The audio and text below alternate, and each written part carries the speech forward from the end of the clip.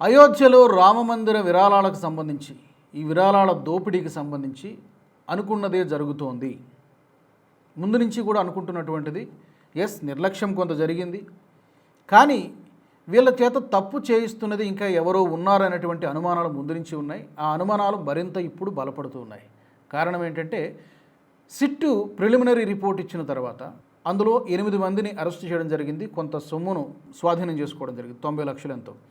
ఇప్పుడు విచారణ జరుగుతోంది.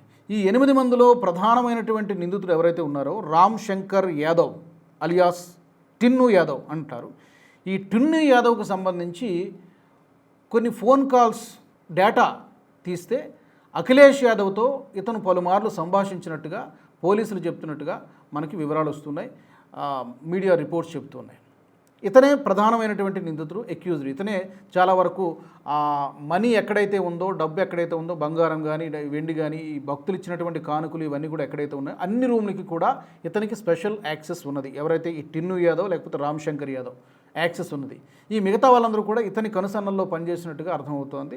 దీనికి సంబంధించి ఇప్పుడు పోలీసులు చెబుతున్నది ఏంటంటే అరెస్ట్ కావడానికి ముందు రోజు కూడా ఇతడు అఖిలేష్ యాదవ్తో 2-3 సార్లు ఫోన్లో మాట్లాడినట్టుగా పోలీసులు చెప్తూ ఉన్నారు. మరి అఖిలేష్ యాదవ్తో ఇతను ఏం మాట్లాడి ఉంటాడు? అది వ్యక్తిగత సంభాషణ, లేకపోతే ఈ కేసుకు సంబంధించి ఏమైనా జరిగిందా, లేకపోతే ఇతనే ఏమైనా చెప్పి చేయించాడా?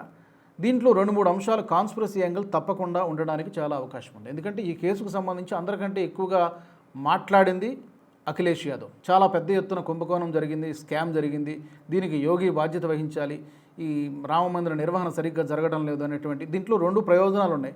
వెంటనే దీంట్లో ఏమైనా ఇమీడియట్గా లబ్ధి పొందాలి అనుకునేది డెఫినెట్గా ప్రతిపక్ష పార్టీగా ఉన్నటువంటి సమాజ్వాదీ పార్టీ. అండ్ టైమింగ్ కూడా ఇక్కడ మనం ఆలోచించాలి. ముందు నుంచి చెబుతున్నదే వచ్చే సంవత్సరం అసెంబ్లీ ఎన్నికలు జరగబోతున్నాయి ఉత్తరప్రదేశ్లో. ఈ అసెంబ్లీ ఎన్నికలలో వేరే అంశాలేవి విమర్శించడానికి వీళ్ళకి దొరకలేదు కాబట్టి ఏదో ఒక కొత్త అంశాన్ని తీసుకురావాలి కాబట్టి అక్కడ ఉన్నటువంటి లోటుపాట్లని వీళ్ళు తప్పు చేశారు, డెఫినెట్గా తప్పు జరిగింది, నిర్లక్ష్యం జరిగింది, సీసీటీవీ ఫుటేజ్పై నియంత్రణ లేదు, ఇవన్నీ జరిగాయి. అక్కడ ఉన్నటువంటి కొంతమంది దురాశపరులను లేకపోతే వీళ్ళని లోబరుచుకొని వాళ్ళ చేత తప్పులు చేసి ఇప్పుడు ఈ యొక్క అంశాన్ని పొలిటికల్ వెపన్ లాగా వాడుకునేటువంటి ప్రయత్నం సమాజ్వాదీ పార్టీ చేస్తోందా? ఈ యొక్క ఫోన్ కాల్స్లో ఏముంది? ఇప్పుడు ఇది బయటపడాల్సినటువంటి విషయం. ఈ టిన్ను యాదవ్ ఎవరు అంటే విరాళాల లెక్కింపు కేంద్రంలో చాలా కీలకమైనటువంటి యాక్సెస్ కలిగి ఉన్నాడు. కౌంటింగ్ రూమ్లోకి తరచుగా వెళ్తూ ఉండేవాడు. ఈ డబ్బు ఎంత వస్తోంది, ఎక్కడికి వెళ్తోంది, ఏ బ్యాంకులో వేస్తున్నారు, ఈ వివరాలు మొత్తం కూడా ఈ రామ్ శంకర్ యాదవ్ అలియాస్ టిన్ను యాదవ్కి తెలుసు. ప్రస్తుతం జైల్లో ఉన్నాడు, జ్యుడిషియల్ కస్టడీలో ఉన్నాడు. ఈ టిన్ను యాదవ్ అఖిలేష్ యాదవ్తో ఎప్పటి నుంచి పరిచయం కలిగి ఉన్నాడు, ఎన్నిసార్లు ఫోన్లో మాట్లాడాడు, ఈవెన్ అరెస్ట్ కావడానికి ముందు రోజు కూడా 2-3 సార్లు ఫోన్లో సంభాషించినట్టుగా మనకి పోలీసులు చెప్తున్నారు. అవే మీడియా రిపోర్ట్స్లో కాల్ డీటెయిల్ రికార్డ్స్ అంటారు. వాటిని పరిశీలిస్తే తెలిసినటువంటి విషయం ఇది. మరి ఈ ఎంటైర్ దీని వెనక, ఈ ఎపిసోడ్ వెనక అఖిలేష్ యాదవే దగ్గరుండి చేయించాడా అనేటువంటి అనుమానం కలుగుతుంది. బట్ ఈ విషయాన్ని ఇంకా ధృవీకరించలేదు. ఎందుకంటే ఒక ప్రూఫ్స్ని ఎస్టాబ్లిష్ చేయాల్సి ఉంటుంది. ప్రస్తుతానికి అనుమానం స్టేజ్లోనే ఉన్నది. దీన్ని ప్రూవ్ చేయాలంటే పోలీసులు ముందుకొచ్చి చెప్పాల్సినటువంటి అవసరం ఉంటుంది. దీన్ని బీజేపీ నేతలు డెఫినెట్గానే చెప్తున్నారు. డెఫినెట్గా దీని ముందు నుంచి చెప్తూ ఉన్నాం. ఆ ఫోన్ కాల్స్లో ఏముంది, అసలు టిన్ను యాదవ్తో అఖిలేష్ యాదవ్కు ఉన్నటువంటి లింక్ ఏంటి, ఇవన్నీ కూడా బయటకు తీయాలని చెప్పి బీజేపీ కోరుతోంది. ట్రస్ట్కు సంబంధించి ఇప్పటికే చంపత్ రాయ్ కానివ్వండి, అనిల్ మిశ్రా జనరల్ సెక్రటరీగా ఉన్నటువంటి చంపత్ రాయ్ రాజీనామా చేశారు, రాజీనామా యాక్సెప్ట్ చేశారు. అనిల్ మిశ్రా కూడా ఆయన ట్రస్టీగా ఉండేవారు.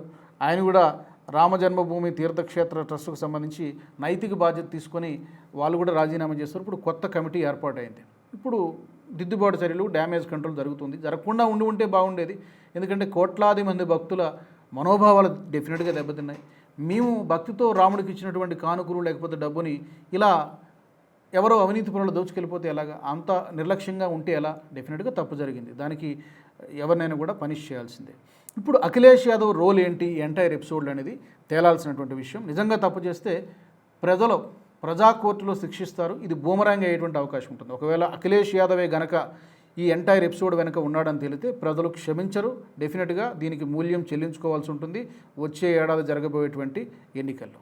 ఈ వీడియో మీకు నచ్చినట్టయితే లైక్ చేయండి, 10 మందికి షేర్ చేయండి. అలాగే కామెంట్ల రూపంలో మీ అభిప్రాయాలను మాతో పంచుకోండి. Nationalist hub group of channels ను సబ్స్క్రైబ్ చేసుకుని తెలుగునాట జాతీయవాద జర్నలిజాన్ని ప్రోత్సహించండి. ఈ వీడియో కింద ఉన్న బెల్ ఐకాన్ పై క్లిక్ చేయడం మర్చిపోవద్దు.